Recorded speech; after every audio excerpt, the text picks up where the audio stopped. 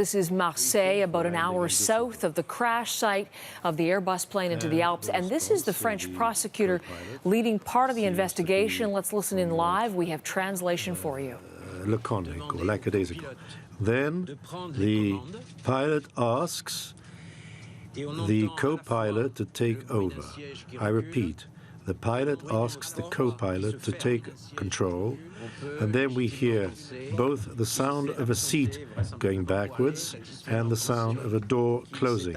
One might legitimately think that he left probably to go and deal with a natural need. At that time, the co-pilot is alone at the controls. That is when he's alone. The co-pilot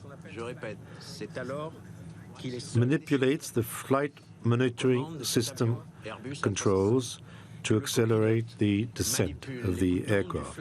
So he's alone at the controls of this Airbus A320, and the co-pilot moves the buttons of the flight monitoring system to accelerate the aircraft's descent.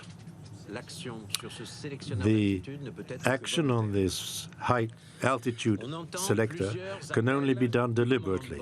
So moving the altitude control can only be done deliberately.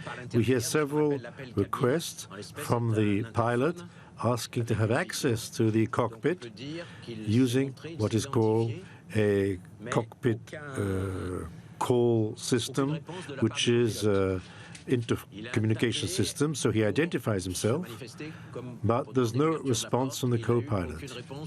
So he knocked to ask for the door to be opened, and there was no response from the co-pilot. And then we hear a noise of breathing in the cabin, and we will hear that until the final impact. In other words, a priori, the co-pilot was alive. We will then hear contacts from the Marseille control tower several times, but no response from the co-pilot.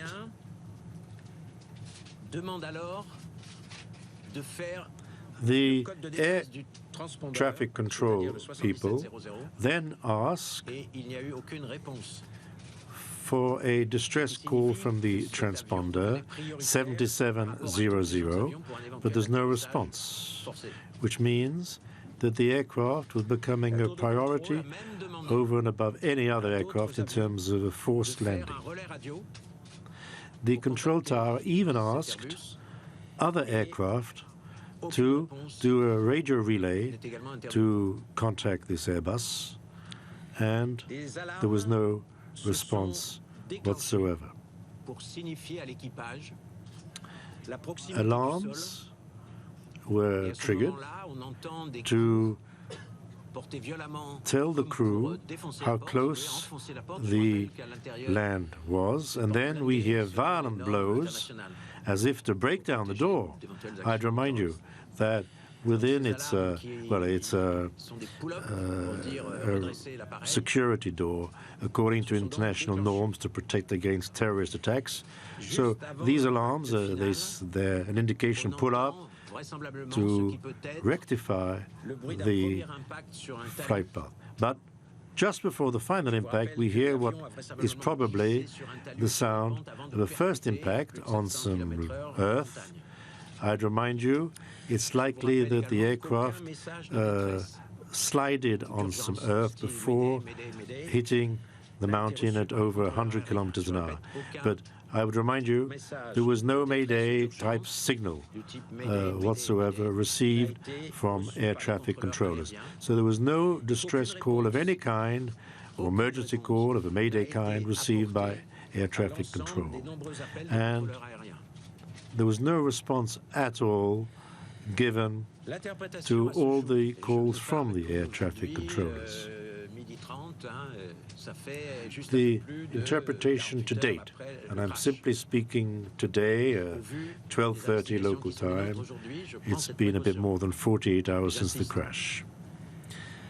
On the basis of our current investigation, and I'm saying this cautiously, our interpretation for us, investigators, subject to the control of Général Galtier, that you know, and also Colonel Delannoy from the Gendarmerie Air Transport.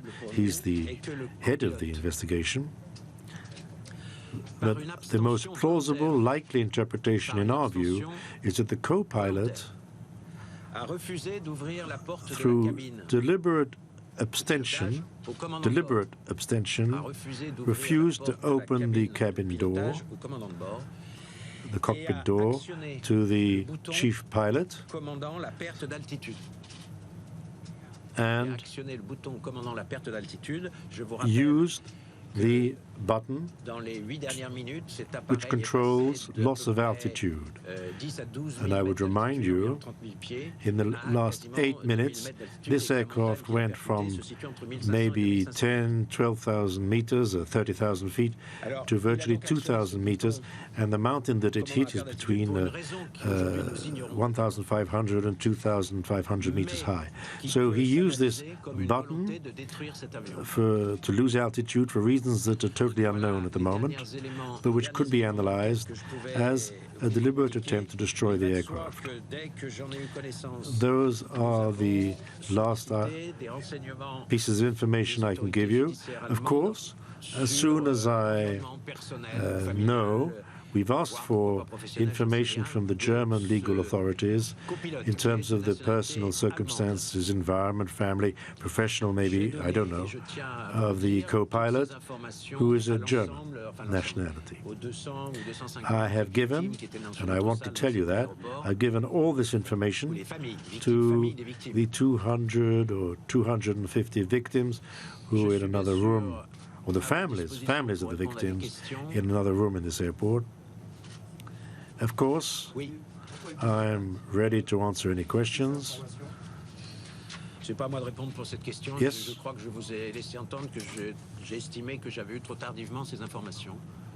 I can't answer your question.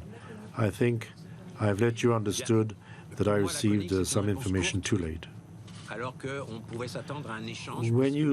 What do we know about the casual answers of the co-pilot? For me, that means it's a short exchange. There's a briefing, and we would have hoped for a dialogue, and it shouldn't just be a casual response or casual answers in the plural. Do you have any other information on the pilot? Well, no. Hang on. I remind you, it's 48 hours since the crash, and it's in the middle of the night that I got this information.